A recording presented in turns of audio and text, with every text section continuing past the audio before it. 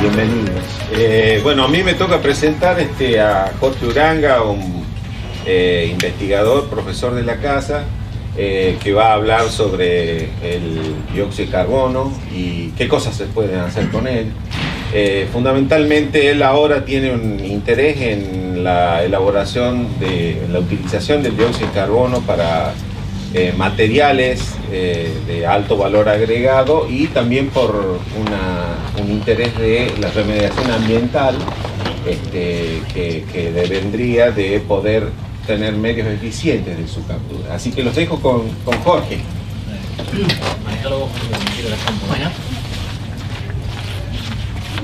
Bueno, primero que nada, muchas gracias. Quiero agradecer a los organizadores por todo el tiempo que ha llevado a organizar este evento. Y más allá de que me toque ser orador en esta oportunidad, me interesa mucho el tema que se está tocando.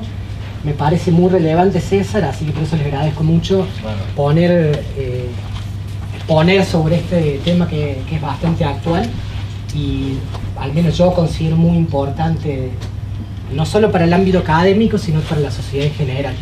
Así que, bueno, voy a tratar de seguir las pautas de las jornadas, y es hablar un poco sobre el conocimiento, la conciencia y qué se puede aportar desde la química, o al menos el granito de arena que uno puede aportar para tratar de mitigar o disminuir el impacto de los contaminantes ambientales.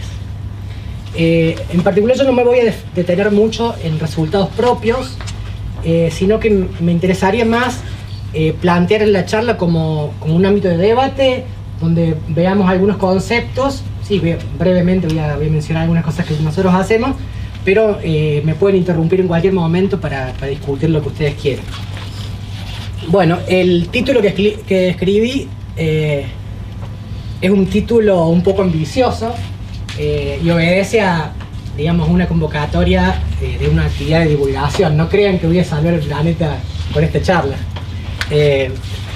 Simplemente me voy a referir a el problema actual del dióxido de carbono y qué posibilidades hay de, dado este problema ambiental, ver la forma de utilizarlo de alguna forma que podamos tomar de él algo que nos sea útil a la sociedad y, bueno, a la economía también, ¿por qué no?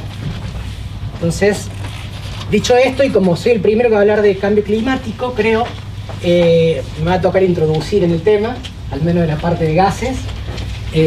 Así que, bueno, brevemente vamos a comentar qué es el efecto invernadero y el calentamiento global. Posiblemente muchos de ustedes ya manejen el concepto, así que voy a ser breve. El calentamiento global se da por el efecto que se conoce como invernadero, que hace alusión a lo que son los invernaderos de vidrio, que dejan pasar luz, calientan el ambiente, y cuando quiere volver la radiación no lo puede hacer porque está impedida, ¿sí? Si bien no es exactamente lo mismo que pasa en el planeta, tiene sus analogías, y hay muchos gases que están presentes en la atmósfera que absorben parte de esa radiación que vuelve de la superficie del planeta, generalmente en forma de radiación IR, y la retienen o la reflejan numerosas veces antes de eliminarla. El efecto neto de eso es que se genera un calentamiento, sobre todo en la parte más cercana de la superficie terrestre, ya que en las partes más altas la temperatura permite eliminarlo más fácilmente. Para tener una idea de qué origina este efecto, podemos comparar lo que era antes el planeta y lo que es ahora. Antes teníamos una situación de este tipo, donde todo era bastante ecológico, y la irrupción de la industria, principalmente luego de la revolución industrial, ha generado una nueva variable que son las emisiones que genera esta industria, que conllevan a un aumento de estos gases de efecto invernadero. También los medios de transporte que utilizamos actualmente son uno de los contribuyentes principales de este problema. Eso hace que, como decíamos antes, el planeta vaya subiendo la temperatura, y actualmente estamos en una temperatura superior a la que se tenía antes, de 1,4 grados, lo cual ya es preocupante, pero como les voy a contar después, puede ser aún más catastrófico si no tomamos cartas en el asunto.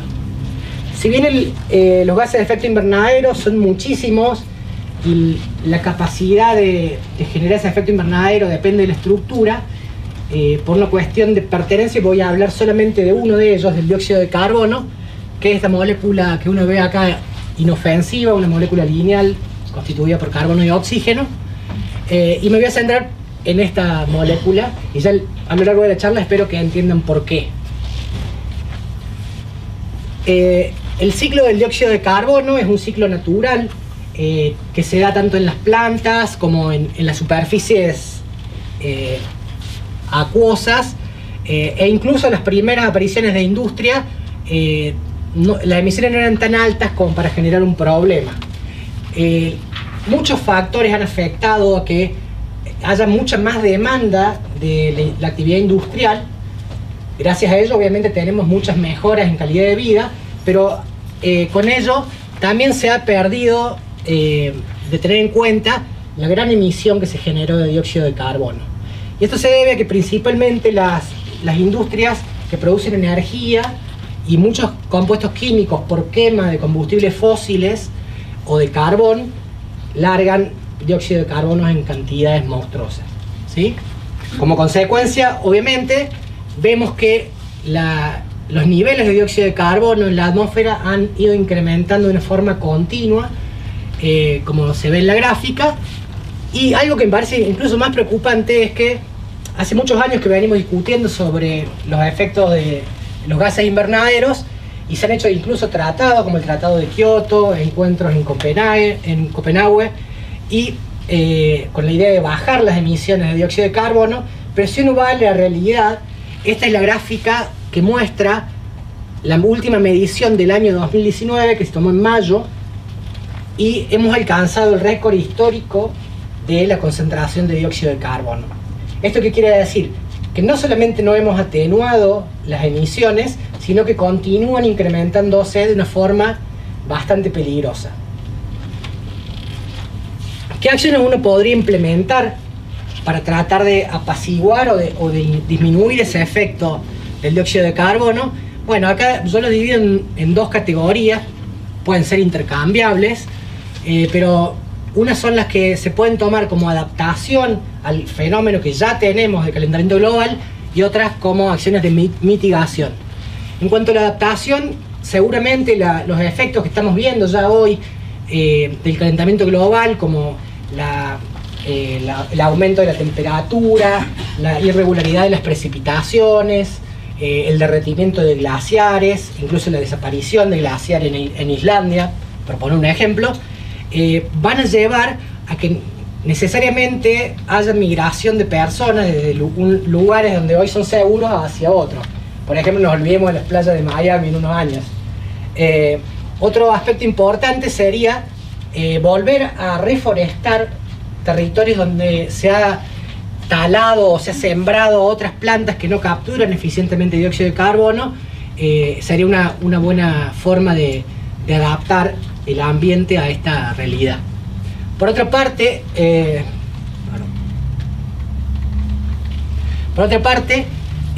los cultivos van a tener que ser adaptables a la nueva realidad que tenemos de precipitaciones y de condiciones extremas climáticas.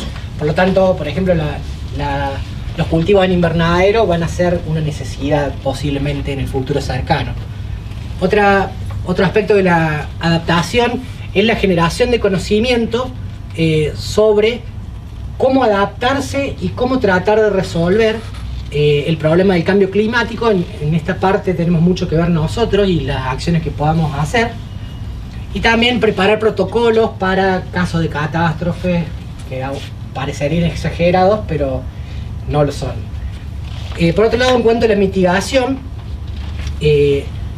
hay varias estrategias que se pueden utilizar. Una de ellas es la eficiencia energética, es regular el consumo de energía que nosotros normalmente utilizamos y hacerlo de una forma más eficiente.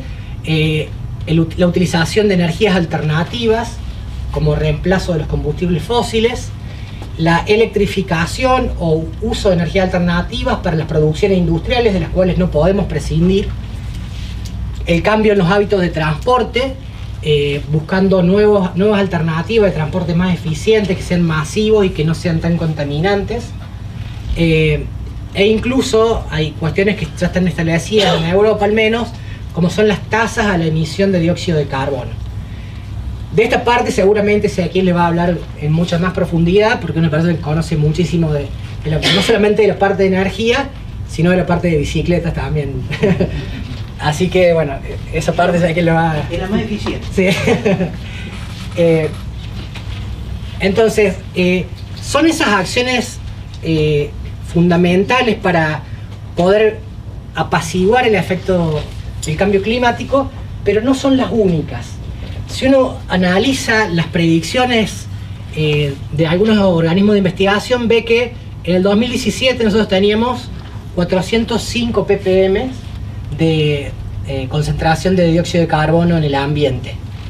Hoy tenemos 419, o sea que estamos aumentando a una tasa impresionante la producción de dióxido de carbono.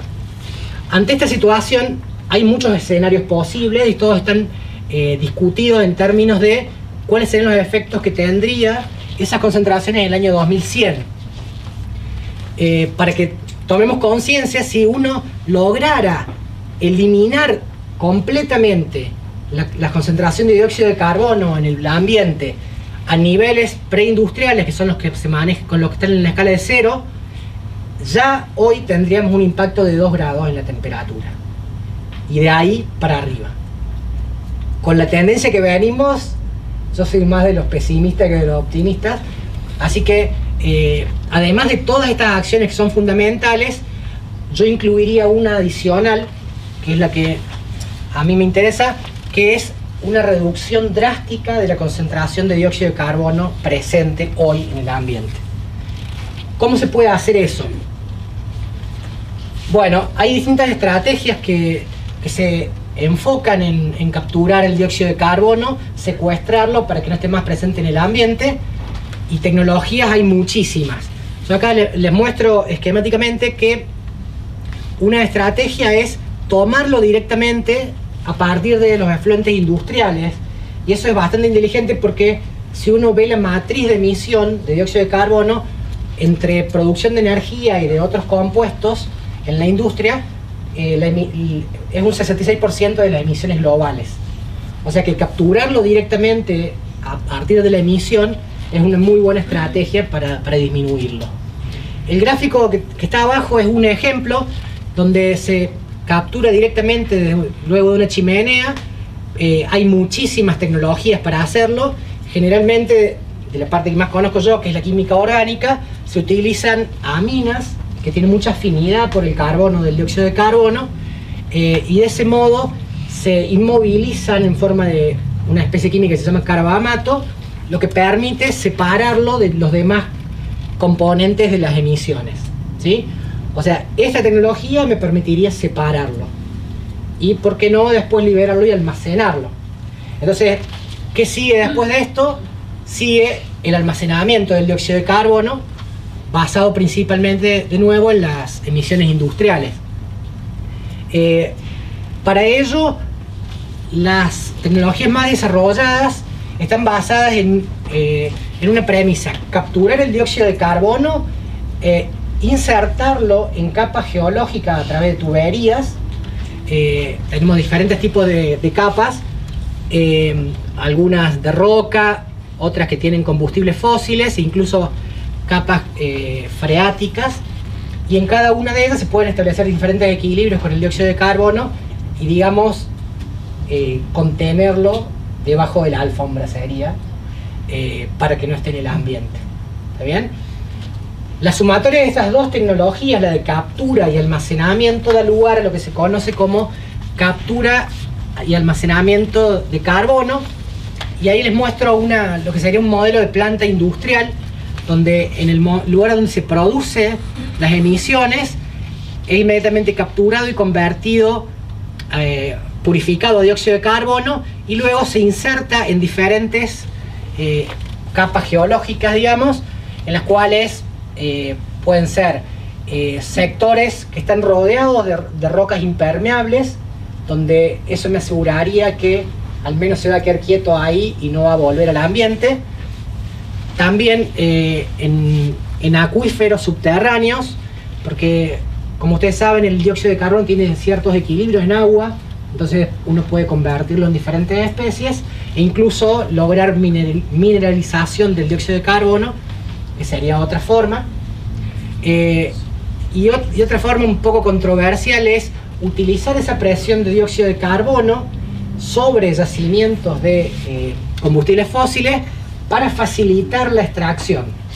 Digamos, no sería muy bien la solución ideal, digamos, ¿está bien?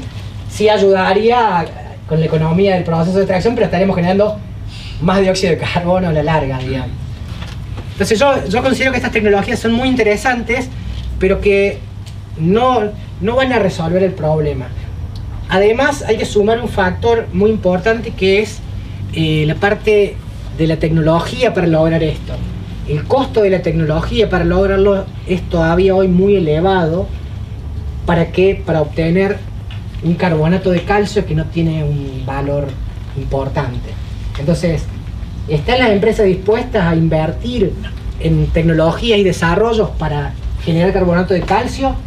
Bueno, esa es una de las preguntas que nos puede responder si estas tecnologías van a prosperar en el futuro o no. Entonces lo que nosotros deberíamos pensar es en migrar las industrias actuales a industrias sustentables. Y una situación ideal sería utilizar materias primas renovables, reciclarlas, usar fuentes de energía alternativas y renovables, y ahí todo sería color de rosa. Ahora, eso es un ideal, y en la práctica tenemos lo que es la industria real, ¿sí? En la industria real, el principal interés, lamentablemente, es el económico, y el daño ambiental están dispuestos hasta a pagarlo si la rentabilidad de su proceso así lo permite. Entonces, ¿cómo conciliar esas dos visiones tan diferentes de un proceso industrial?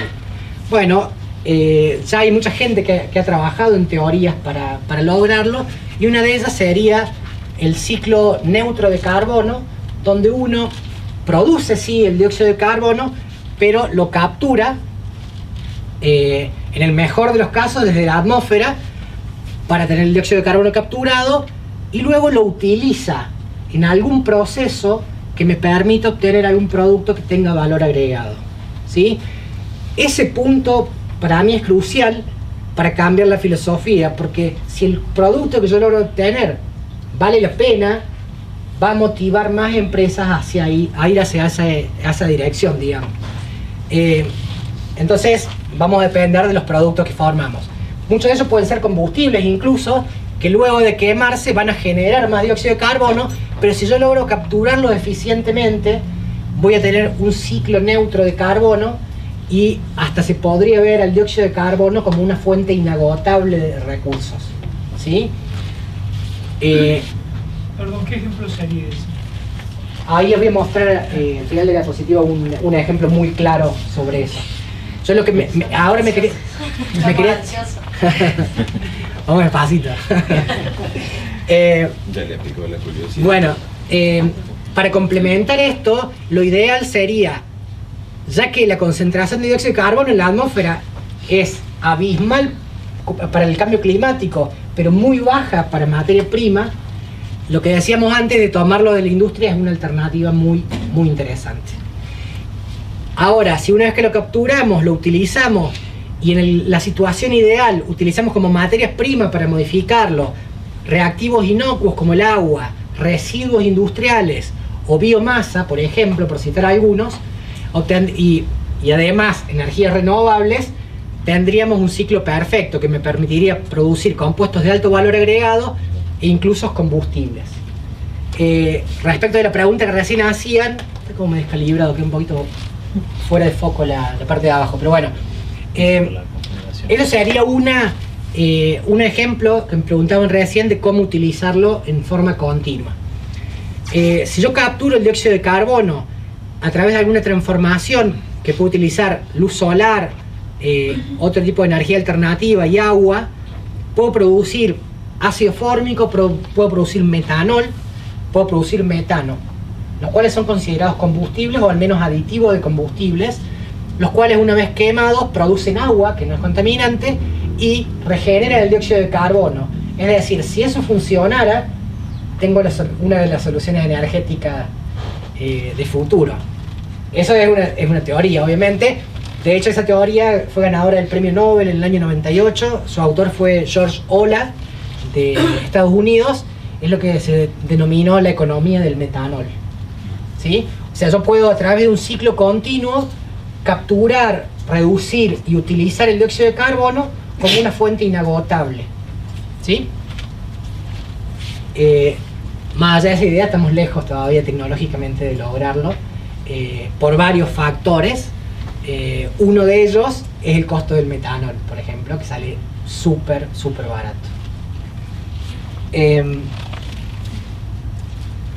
A mí me gusta ver también, hasta ahora venimos hablando de problemas y todas las consecuencias que tiene el dióxido de carbono en nuestro clima, pero uno también puede ser un poco más optimista y ver el lado lleno del vaso e imaginar el dióxido de carbono como lo que decíamos antes, como una materia prima, o sea que la cantidad lo permite utilizarlo como una materia prima para generar otras cosas. Y eso tiene sus ventajas, las cuales son que es renovable, porque independientemente de la actividad industrial, la actividad natural del planeta lo va a seguir generando. Contiene carbono, lo cual es fundamental, al menos para los químicos orgánicos, porque nos gusta construir cosas con carbono. Es seguro porque, a diferencia de otros gases de efecto invernadero, no es inflamable, no es nocivo, bueno, y no es tóxico. Entonces cumple muchos requisitos como para ser aplicado en lo que se conoce como química sustentable. Y además, como extra, me permitiría su utilización disminuir la huella de carbono, que es las emisiones de dióxido de carbono generadas por la actividad humana, ¿sí? Entonces nosotros, bajo esta premisa, es que trabajamos o intentamos hacer nuevos desarrollos en el laboratorio, los cuales les voy a contar muy brevemente a continuación. Bueno, ese videito es simplemente el esquema de un árbol que charlamos afuera recién con el hermano, que es como la maquinaria perfecta para consumir dióxido de carbono. Lo que hace es tomar el dióxido de carbono y liberar oxígeno, y ese carbono lo fija como elementos útiles para su crecimiento e incluso para alimentación. Nosotros tratamos de hacer algo parecido en forma artificial, en el cual, utilizando el dióxido de carbono como materia prima renovable, diseñar un árbol artificial que me permita capturarlo y luego convertirlo en compuestos que sean útiles para nosotros. Esos pueden ser compuestos químicos de diferente naturaleza, ya sean moléculas muy pequeñas, hasta polímeros, hasta materiales, fármacos e incluso combustibles, como discutíamos en las diapositivas previas. Les voy a resumir en esta sola diapositiva, porque no me quiero explayar demasiado, en algunas cosas que se pueden hacer o que nosotros estamos trabajando con este tema de captura y utilización de dióxido de carbono. Gran parte de estos resultados los pude desarrollar en Suiza, en una estadía que hice hace muy poco tiempo, así que yo soy muy nuevo en el tema y hay muchísimo camino por recorrer todavía. Pero bueno, les voy a mencionar muy brevemente algunas cosas que se pudieron hacer. Por ejemplo, este sería un sistema que permite la síntesis de carbonatos cíclicos. Los carbonatos cíclicos, como discutíamos con Ezequiel hace un rato, son solventes sustentables porque provienen de o epóxidos o dioles, que son alcoholes renovables, y si uno construye una molécula que sea útil con este punto de partida y dióxido de carbono, tenemos una molécula sustentable. En este estudio lo que hicimos fue diseñar una especie de nanoreactores con polímeros porosos que se unen a líquidos iónicos que permiten capturar, tiene mucha afinidad por el dióxido de carbono. Esa interacción entre las dos cosas lo que hace es activar a los líquidos iónicos para que reaccionen y me permite convertir un epóxido de dióxido de carbono en un carbonato cíclico con presiones bajas de dióxido de carbono y en una forma muy eficiente.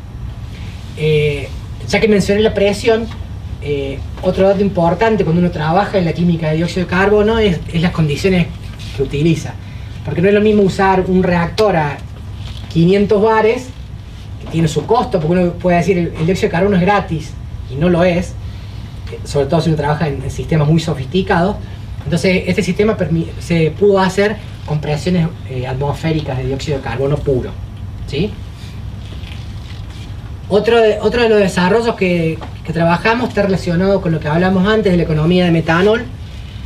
Nosotros hicimos un sistema muy simple, utilizando borhidruro de sodio como un agente que captura dióxido de carbono, y partiendo de una amina, dióxido de carbono y borhidruro, logramos formilar esa amina, ¿sí? Este carbono está marcado en verde, proviene del CO2. Esos compuestos ya tienen de por sí un valor agregado, pero nosotros en este estudio lo que queríamos ver es si podemos hacer un proceso cíclico, es decir, utilizar el mismo reactivo borhidruro de sodio para regenerar la amina y producir metanol. Vimos que ese proceso puede llevarse a cabo, tiene mucho por mejorar en términos económicos, pero lo interesante es que pudimos describir cómo la estructura química de la amina facilita o no una u otra etapa. Y ese fue el principal aporte en la síntesis de metanol de combustibles a partir de dióxido de carbono. Otro estudio que realizamos también es la formilación de aminas, que es una de estas reacciones, digamos, pero acá nos enfocamos en la economía de los catalizadores de la reacción. Vimos que utilizando diferentes aminas y un reductor orgánico, en este caso utilizamos organosilanos y dióxido de carbono, vimos que diferentes óxidos metálicos y semimetálicos pueden catalizar la reacción para producir la formamidas, que son un compuesto de alto interés industrial porque muchos fármacos poseen ese grupo funcional. Entonces, para nuestra sorpresa, los óxidos metálicos más eficientes en el proceso fueron compuestos naturales como la arena de mar, la sílica, el cuarzo. En realidad el mecanismo es un poco más complejo, no me quiero detener en eso, pero en realidad nosotros pensamos que el agua o los oxidrilos absorbidos en la superficie de esos óxidos son los que empiezan el mecanismo de reacción y permiten obtener el producto que nosotros buscamos. Esto nos gustó mucho porque obviamente los catalizadores muchas veces funcionan eficientemente, pero a la hora de recuperarlos, ahí está el problema y el costo también de sintetizarlo. Volver a recuperar arena no sería un problema, entonces ese es el punto fuerte del estudio.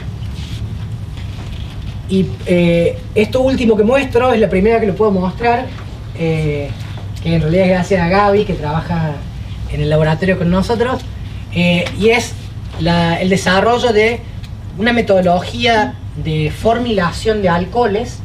Aquí lo que nosotros hacemos es usar el conocimiento que teníamos de la captura de CO2 con borhidruro para formar una especie que captura 3 moléculas de dióxido de carbono por cada una de borhidruro, y esa especie, el triformoxiborhidruro, actúa como agente formilante para formilar alcoholes. En particular nos interesan aquellos alcoholes que son sustentables. Entonces, si yo tengo algo sustentable y lo uno algo sustentable, tengo algo doblemente sustentable.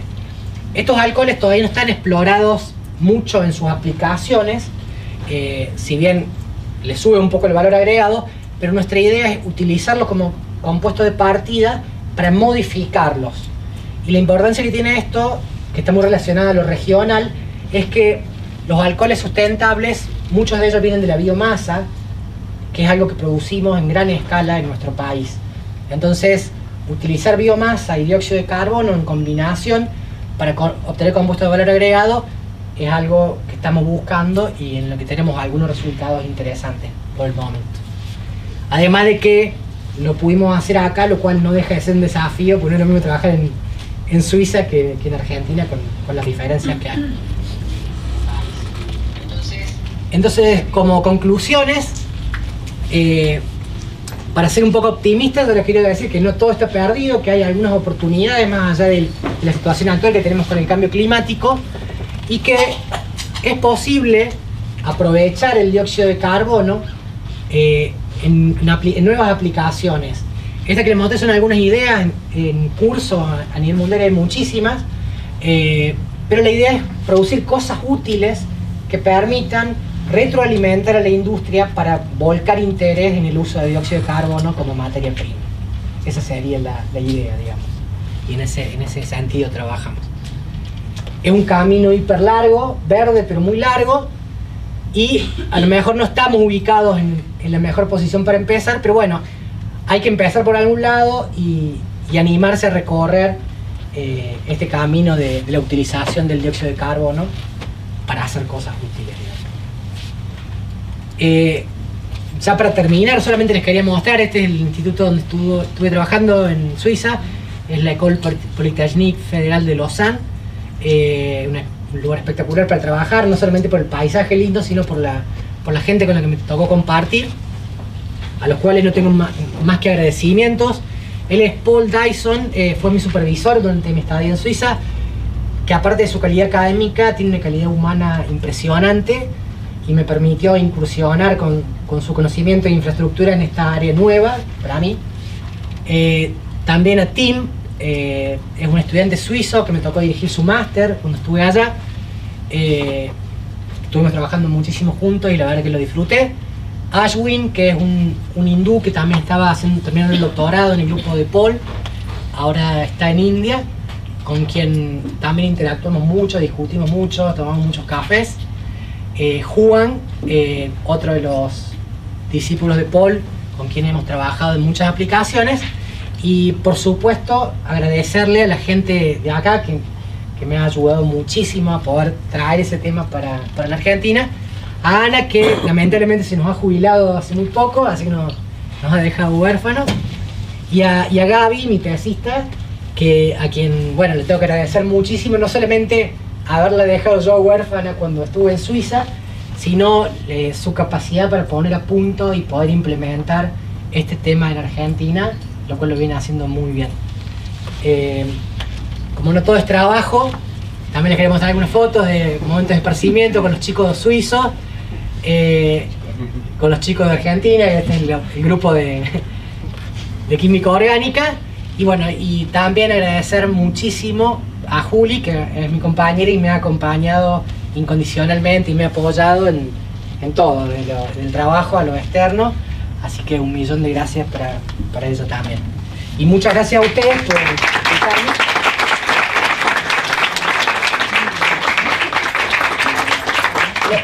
Lo último que quería decir es que para mí, como le decía al principio, no va a salir de un laboratorio la solución a los problemas ambientales.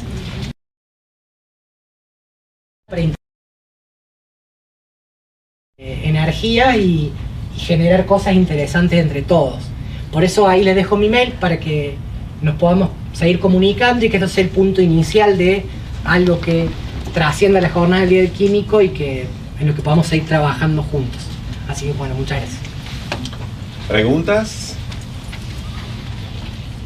¿Qué tan lejos estamos de eso? Porque, o sea, el mapa geopolítico, no sé, con Donald Trump diciendo que no existe el cambio climático, con los chinos mejorando su calidad de vida, con nosotros tomando café en vasitos plásticos, o sea, ¿qué tan lejos estamos de que el dióxido de carbono realmente sea algo que se pueda generar plata para dejar de utilizar, o sea, para que no sea un problema generarlo? Bueno, desde un punto de vista geopolítico, justamente esos son los dos países más emisores de dióxido de carbono, porque son los más industrializados y los que más combustibles fósiles queman. Es difícil cambiar de un día para otro esa realidad, por lo tanto va a tener que ser algo gradual o atacar directamente las emisiones. Lo que yo les mostraba de la secuestración subterránea del dióxido de carbono es una tecnología que promueve principalmente Estados Unidos como una solución al problema, pero sí va a ser algo muy difícil de cambiar. Incluso si empezamos ya a hacerlo, la migración desde la fuente de energía que tenemos hacia las alternativas, que bueno, seguramente se quiere hablar más de eso, va a llevar su tiempo, reemplazar lo que tenemos por algo mejor, ¿sí? Y en cuanto a si se puede o no aplicar en la vida real, sí se puede aplicar. Hay muchas reacciones que ya se aplican a nivel industrial, la formilación de aminas, por ejemplo, la síntesis de carbonatos cíclicos. BASF está trabajando también en la formilación de dobles enlaces para hacer precursores para otros compuestos.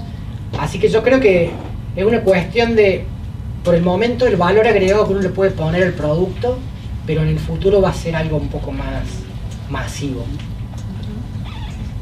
No sé si respondo. Es que un tema que vos mostraste al principio, o sea, estamos todos involucrados, ¿no? Por Que supuesto. estamos en el 2019, y cada vez son más grandes las emisiones y cada vez ya se sabe el impacto. Estamos viendo el aire, no queremos hacer nada, y todo, bueno, somos parte de. Ahí le echamos la culpa a China, a Estados Unidos y todo, pero también todos somos consumidores y queremos mejor calidad de vida. Totalmente. Estamos dispuestos a Bueno, ahí tiene un poco que ver todas las acciones que uno puede hacer para mitigar y para adecuarse a los tiempos que corren. Muchas de esas las podemos hacer cada uno desde lo individual, me parece. Y sería un gran paso. Bajar la producción de residuos, no sé, hay muchas cosas que se pueden hacer más allá del dióxido de carbono. Bueno, vamos a